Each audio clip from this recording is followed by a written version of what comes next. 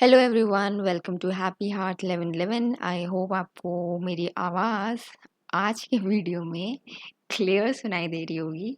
ये मेरा I don't know कौन सा अटेम्प्ट है, पर मैं ऑलरेडी एक बार तो पूरा वीडियो रिकॉर्ड कर चुकी थी, बट मेरा जो माइक है वो किसी कारणवश रिकॉर्ड ढंग से नहीं कर पा रहा था। उसमें वॉइस क्लियर नहीं आ पा रही थी। इवन मेरी जो rich dad poor dad series में जो चैप्टर का एक्सप्लेनेशन है उसमें भी मैंने जो एक्सप्लेनेशन दिया उसमें थोड़ी सी वॉइस में डिस्टर्बेंस है, बट मैं ऑलरेडी उसे अपलोड कर चुकी थी और उस दिन काफ़ी टाइम लग चुका था, तो मैंने उसको फिर दोबारा शूट नहीं किया था। उसके लिए मुझे क्षमा करें।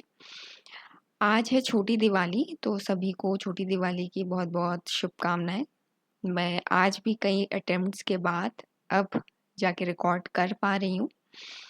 तो आज के टॉपिक में आ जाते हैं। आज का टॉपिक है diamonds are created under pressure,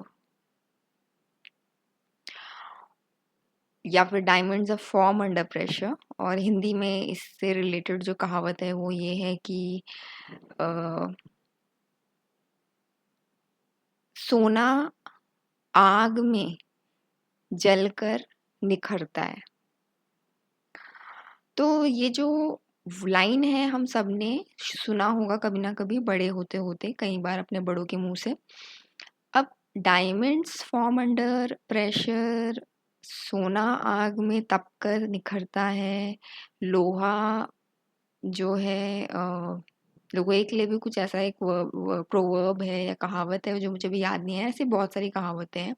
इनका मेन जो आइडिया है या जो मीनिंग है वो ये है कि अगर कुछ अच्छा पाना है, लाइफ में कुछ अच्छा करना है, तो you have to go through the hard way, you have to struggle, you have to undergo a difficult phase in your life, या प्रेशर झेलो, वो तुम्हें झेलना पड़ेगा।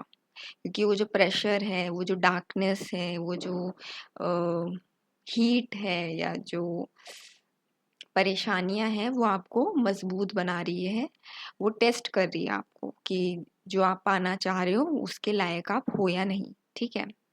अब देखो,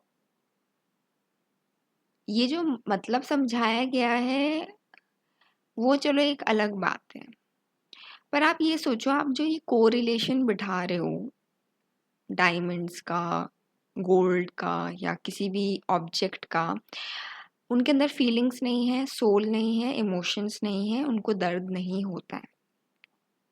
तो अगर अ piece of coal is undergoing heat pressure or is in darkness, तो उसको नहीं फर्क पड़ता क्योंकि उसको दर्द नहीं होता है। या तो वो डायमंड बन जाएगा which is suppose to be one of the hardest object, element, hardest stone, पर या फिर वो जो है डिस्ट्रॉय हो जाएगा प्रोसेस में। दो चीज़ें होंगी एक्सट्रीम, या तो वो डिस्ट्रॉय हो जाएगा या तो फिर वो डायमंड बन जाएगा, the most shiniest, the most sharp, the most hardest, strongest element. But इंसान के अंदर यार भगवान ने दर्द, दुख, है ना, इमोशंस, फीलिंग्स दिए हैं। उन इमोशंस में कुछ इमोशंस आपको लो फील करवाते हैं, कुछ अच्छा फील करवाते हैं। जब हम लो इमोशंस की बात करते हैं तो you feel stressed, tensed, pressured, anxious, and सबसे एक्सट्रीम है डिप्रेस्ड फील करना, जब आप कॉन्टिन्यूसली ऐसा फील करते रहते हैं, राइट। तो अब बात ये आती है कि आप कोरिलेशन बिठा रहे हो एक ऑब्जेक्ट का जिसके अंदर सोल नहीं है, जिसको दर्द नहीं होता, जिसको ऐसा नर्वस सिस्टम नहीं दिया गया है, एक इंसान के साथ। ठीक है। तो ये सिर्फ कह देना कि if you are going through a tough time, if you feel pressured, if you feel struggle, or if you feel that you are being tested, तो तुम बहुत ही स्ट्रॉन्ग पर्सन बन के निकल के आओगे, या तुम्हें चेक किया जा रहा है, या तुम इस सिचुएशन को पार करके कुछ बड़ा अचीव करने वाले हो, एंड फलाना ढिमकाना। ठीक है, अब बात ये आती है कि हम सब जानते हैं कि इंडिया में डाइवर्सिटी है। Sorry for the background noise, Diwali का टाइम है तो आई कांट हेल्प, पटाखे तो फूटेंगे, और वैसे भी मैं को बहुत पहले शूट करने की कोशिश कर रही थी, पर तब से कुछ ना कुछ इशू आ रहा था साउंड से रिलेटेड, तो मैं जितना हो सके अच्छे से रिकॉर्ड करने की कोशिश कर रही हूँ, बट बेयर विद मी। अब मैं कहाँ पे थी, मैं फिर भूल गई हूँ। तो बात आती है कि देखो, हमारे इंडिया में डाइवर्सिटी है related to culture, language, customs, even like race wise also. Some people are on the darker complexion, some are on the medium, some are on the very fair complexion also. तो हर तरीके से जो है diversity exist करती है, right? और education system में भी, इंडियन एजुकेशन सिस्टम में भी इंडिविजुअल डिफरेंसेस को आइडेंटिफाई किया गया है और उसको इम्पोर्टेंस दी गई है कि when a teacher is teaching in the classroom, she or he should consider the fact that every student has some unique abilities, something special which would be different from the other student, and you have to respect the fact that every student would have a different pace of learning and different capabilities, different interests, और उसी को ध्यान रखते हुए आपको बच्चे को पढ़ाना चाहिए, या क्लास में as a like in a classroom you should teach in a manner which is understood by majority of the students, and if somebody is still not able to achieve or understand, you give them some special remedial classes और ऐसा कुछ। तो जब हम school level में भी ये चीज़ समझ रहे हैं, एक्सेप्ट कर रहे हैं कि इंडिविजुअल डिफरेंसेस एग्जिस्ट करती हैं, तो हम ये कैसे डिनाई कर सकते हैं कि जब बच्चा बचपन से ही अपने जो पेयर ग्रुप है या अपने एज ग्रुप के और जितने बच्चे हैं उनसे डिफरेंट होता है कई एस्पेक्ट्स में, तो वो बड़ा होगा तभी भी डिफरेंट ही होगा ना, उसके इंटरेस्ट अलग होंगे। उसको हो सकता है कि कोई बच्चा एडवेंचरस होगा, कोई बच्चा थोड़ा सा इंट्रोवर्टेड होगा, अपने में रहना पसंद करता होगा, कोई बच्चा जो है बहुत कंपटीशन या कॉम्पिटिटिव एनवायरनमेंट में अच्छा परफॉर्म करता होगा, कोई बच्चा नहीं कर पाता होगा। The same would carry forward in the later years of that child, जब वो बड़ा हो जाता है एज एन एडल्ट। तो जब आप कॉम्पिटिटिव एग्ज़ाम की तैयारी कर रहे हो या नौकरी कर रहे हो, करियर बना रहे हो या किसी भी फील्ड में जा रहे हो, तो इट्स नॉट राइट टू से टू एवरीवन कि अगर मैंने प्रेशर और स्ट्रगल के फेस को गो थ्रू किया है तो you should also do that, because that is the only parameter to decide your worth. आप किसी का वर्थ इस बेसिस में थोड़ी जज कर सकते हो कि आपने कितनी डिफ़िकल्टीज सही लाइफ में, या कितना आपने स्ट्रगल किया, कितने सॉरोज थे, उस पर नहीं कर सकते हो, क्योंकि हर किसी के पास कुछ प्रिविलेजेस रहते हैं और कुछ डिसएडवांटेजेस भी रहते हैं। और ऐसा कभी नहीं होता कि आपके पास सारे डिसएडवांटेजेस ही होते हैं। किसी के पास फाइनेंस अच्छा है तो घर में माहौल अच्छा नहीं है, किसी के पास फाइनेंसेस की कमी है पर घर में माहौल यानी पेरेंट्स का सपोर्ट बहुत अच्छा मिलता है, पेरेंट्स बहुत ही प्रोग्रेसिव माइंड के मिलते हैं। तो दोनों ही सिचुएशंस में किसी एक के पास एक एडवांटेज है तो दूसरे के पास किसी और तरीके से एडवांटेज है। तो ये कहना कि यार मैंने अगर कोई चीज़ इस तरीके से अचीव करी या इस तरीके से मेरे लिए it worked out, it should also work out for you. That doesn't help and that is why किसी को भी, चाहे आप यूट्यूब के स्पेस में हो या अपने पर्सनल लाइफ में हो, अपने स्कूल कॉलेज कहीं पे भी, don't follow anyone and don't like take decisions of your life based on what they think is right। क्यों? क्योंकि हर किसी के एक्सपीरियंसेस अलग रहे हैं, सोशियो इकोनॉमिक बैकग्राउंड्स अलग रहा है, तो हर किसी के लिए हर चीज़ काम नहीं करेगा। मतलब जो उनके लिए वर्कआउट किया है या उनके लिए फ़ायदेमंद है, वो आपके लिए नहीं हो सकता है। मतलब ज़रूरी नहीं है कि it would be beneficial for you also. And हर किसी की जो समझ है ना वो अलग है। जिस सिचुएशन के थ्रू आप जा रहे हो वो आप ही जानते हो। इसको कोई, आप किसी कोच के पास चले जाओ, किसी थेरेपिस्ट के पास चली जाओ, किसी साइकोलॉजिस्ट या साइकियाट्रिस्ट के पास चली जाओ, they only know some like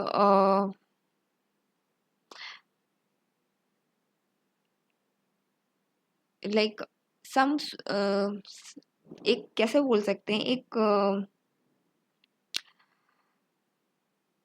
होता है ना कि जैसे अगर आपको बुखार लगा है या कुछ भी सिम्टम्स दिखाई दे रहे हैं, आप डॉक्टर के पास जा रहे हो, तो वो आपको पैरासीटामोल लिख देंगे या कोई ऑइंटमेंट दे देंगे अगर आपको पेन है।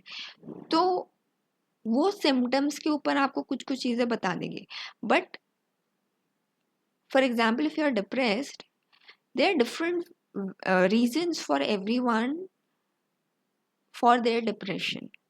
हर कोई एक ही रीज़न के कारण डिप्रेस्ड होता है ऐसा नहीं होता है, और इसीलिए हर कोई आपके उस डिप्रेशन के लिए सही सजेशन देगा वो भी सही नहीं है, क्योंकि they are not in your shoes, they are not in your shoes. Everybody's life is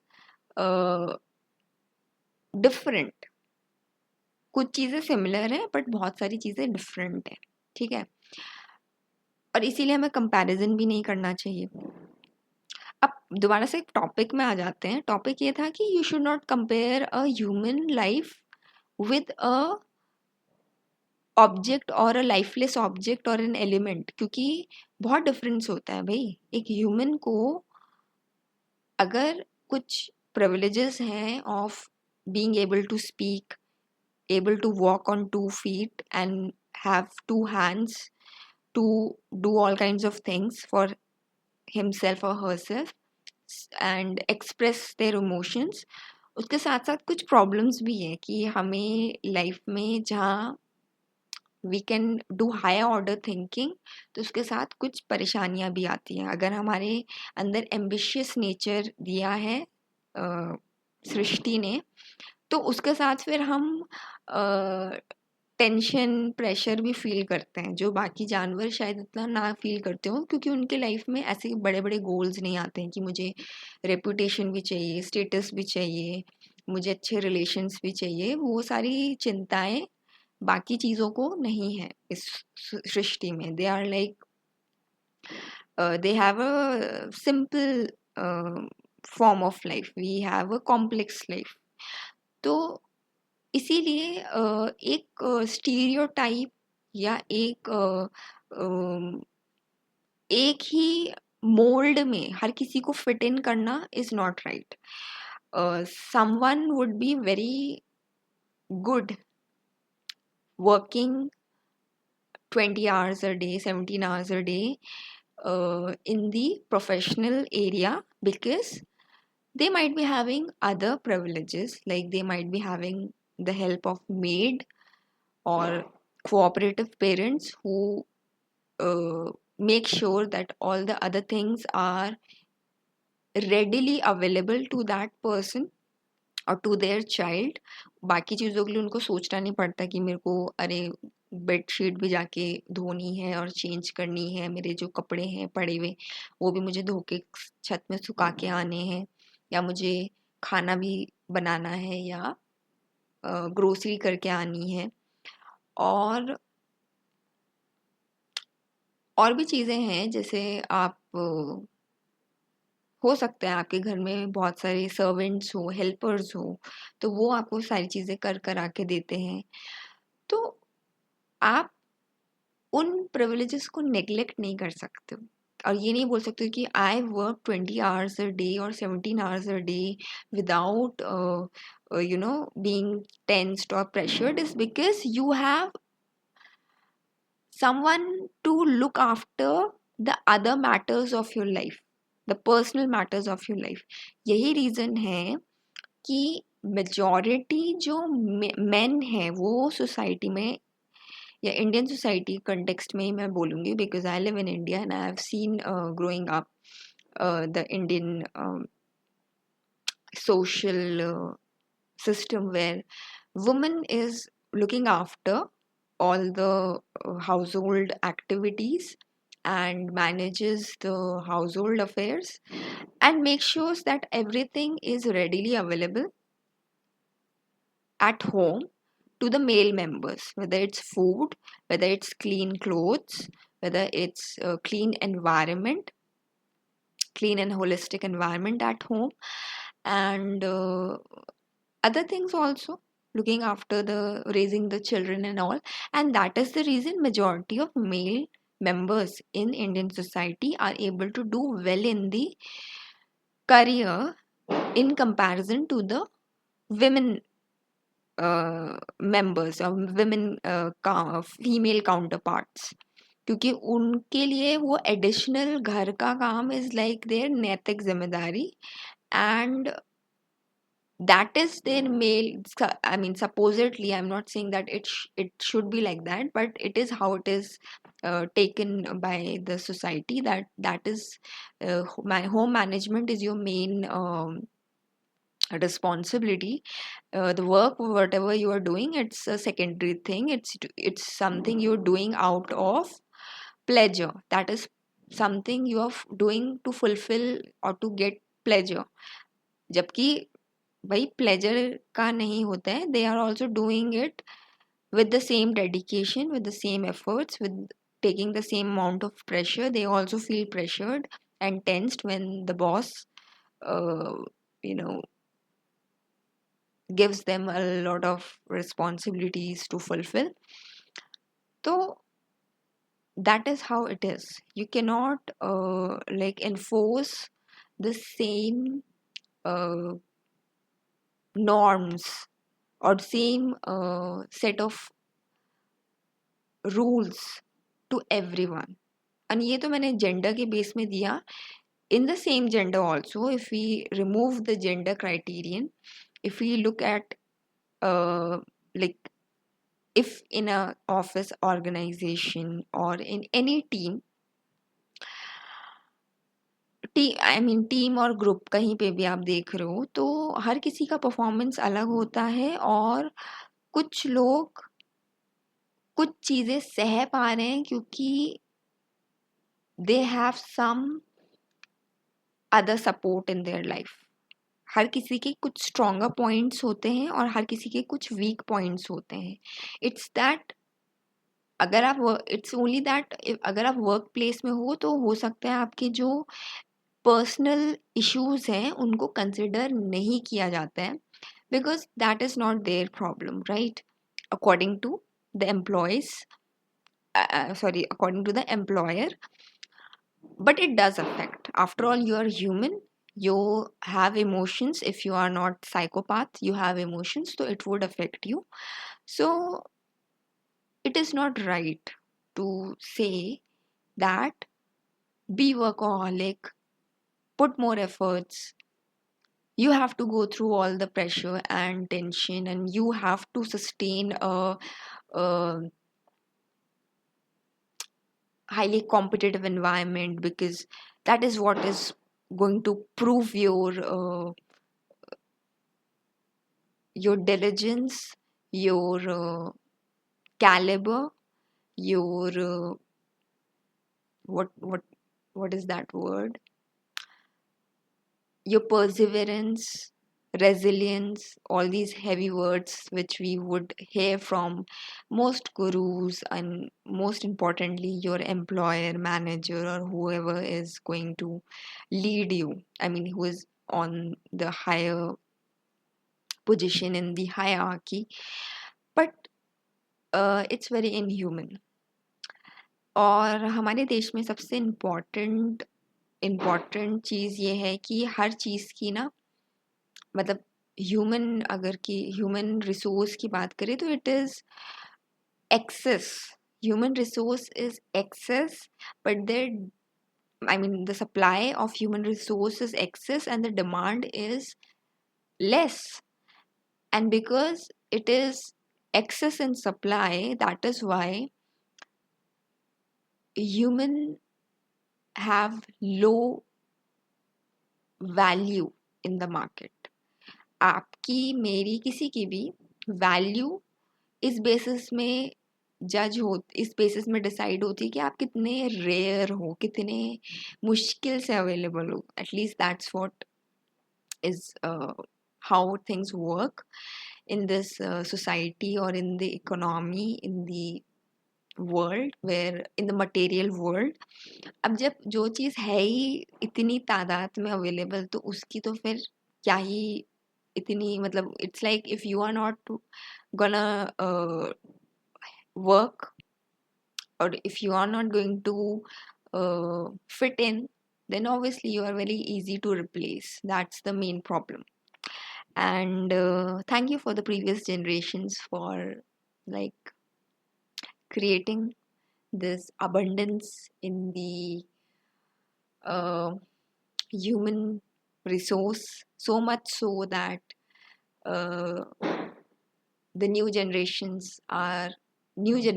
is struggling to even figure out a sustainable career for them, which would keep give them a decent livelihood, lifestyle. So that is how it is. So मेरा बस message यही है कि we are somewhere stuck in a vicious circle जहाँ सारी problems का जड़ actually over population है, एक्सेस सप्लाई है ह्यूमन रिसोर्स की. और इसीलिए कुछ लोग इजीली, जो लोग प्रिविलेज्ड हैं और कई सारे एस्पेक्ट्स में, वो बोल देते हैं कि ये तो आपको करना ही पड़ेगा, that is how it is done. If you want to be the shiniest, the sharpest, the strongest, the most valuable, then you have to go through pressure, then you have to go through struggles, then you have to go through the dark times. So it's not fair according to me. And what are your views? You can like comment below and tell how it is working out for you or not. And what are your views about this um, you know proverb that diamonds are formed under pressure? So a human also becomes valuable and becomes worthy worthy of a good life, of a great life, if you are going through a lot of pain, toil, trouble, turmoil, and all kinds of you know virtues which the very wise or intelligent people in the society talk about. So let me know. Thank you for watching this video. I hope you got some insight into this topic. The main idea is, please don't stereotype, don't try to fit every soul in the same mold, because every soul was sent by God for a different purpose. and they have been given some unique qualities. The only problem is that the previous generation, the elders in the society, fail to identify those unique qualities, and they keep on, even after identifying, they will keep on suppressing them and make that soul try to fit in to